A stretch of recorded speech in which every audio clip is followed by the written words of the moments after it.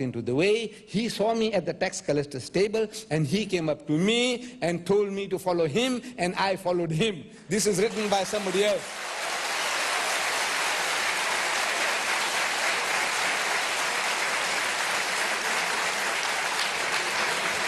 But now, Mr. Chairman, Ms. Chair Lady, and my dear brothers and sisters, we should give you the opportunity now to fire your questions for and against. You have a right to question me. You have a right to question the pastor. You have this privilege. And tomorrow night, pastor has already given you an introduction about Jesus, Jesus, Jesus. That was not the subject. You see, he was pulling wool over our eyes. The subject is the Bible, God's word, and not Jesus. What a mighty, we believe that he was one. He was.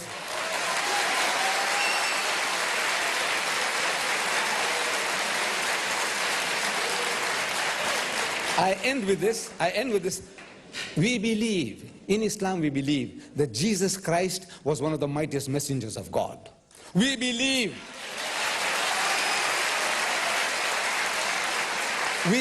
that Jesus was the Christ, Messiah, translated Christ. We believe in his miraculous birth, that without any male intervention he was born, which many modern day bishops of the Anglican Church, they don't believe today. We Muslims, we believe that Jesus Christ was born miraculously. We believe that he gave life to the dead by God's permission, and he healed those born blind and the lepers by God's permission. We are not the antichrist. We are not the enemies of Christ. We love Jesus Christ.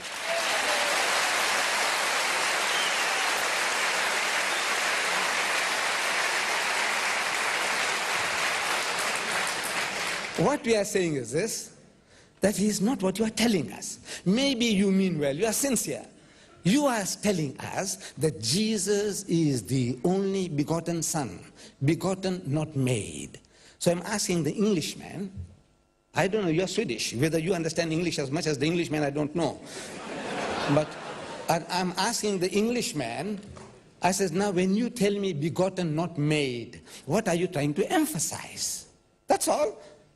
Because I can call any one of you young men, my son, my son, my son, and I know you won't mind it. Your mother won't mind it, your father won't mind it. But if somebody says, is he really your son? And if I said, yes, he is my only begotten son, you know what I'm saying? Yes, that he's a bastard. That's what actually, that's what he is my begotten son, meaning he's not his father's son, he's mine. I'm swearing that young man. I have no right to do that. So I said, it's a language that you're using. In our human language, if you're so particular, why should we not be extra particular when talking about God and his relationship to his creation? That is what you are fighting about, is the terminology that you're using. We say, this is not befitting God. So we would like to share this with the audience tomorrow. I'm sure that they will come turn up. But now, the opportunity is yours. Please, go ahead and fire your questions.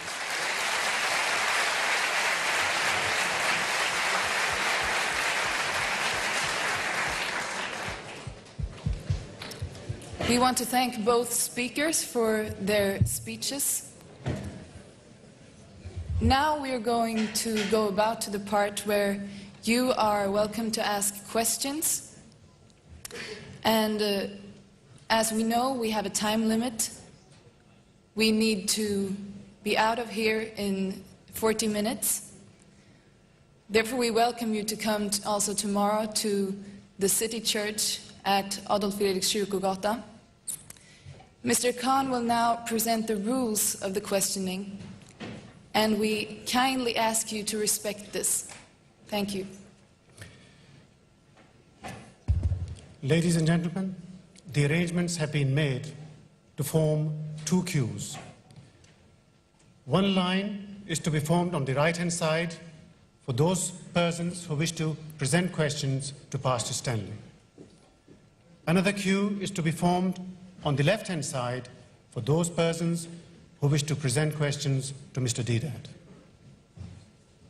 In order for the question time to run efficiently, there are also certain rules that we must follow. First of all questions must relate to the topic at hand. Secondly, brothers and sisters, we must remember that it is question time and not lecturing time. Please, therefore, confine your question and make it as brief and concise as possible. Do not, please, begin to deliver lecture. If you wish to do that, you are welcome to hire this hall, and we shall all come and listen to you one day.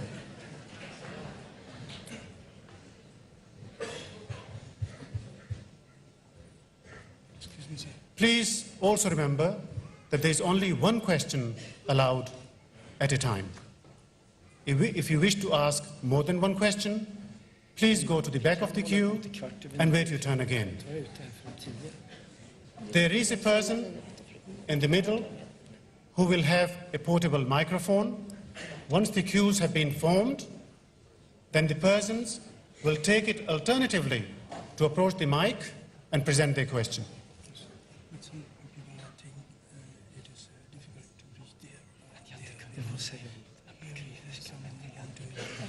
What do you want? No, then come from one side to the other side. What question?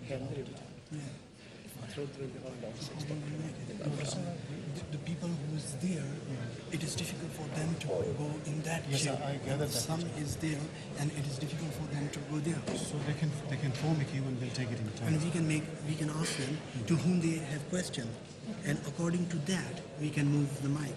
Okay. But they will always stand here, no matter where. Yeah. You don't have to move the mic.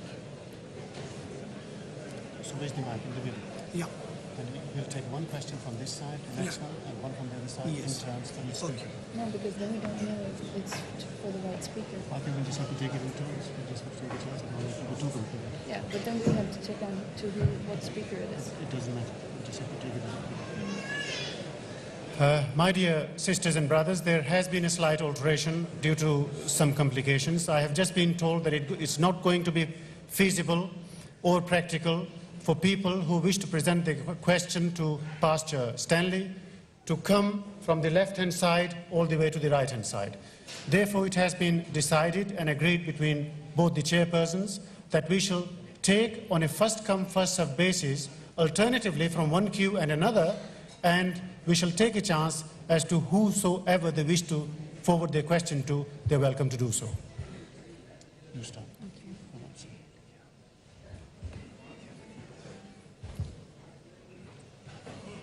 So we want to ask the first person to come forward and ask their question.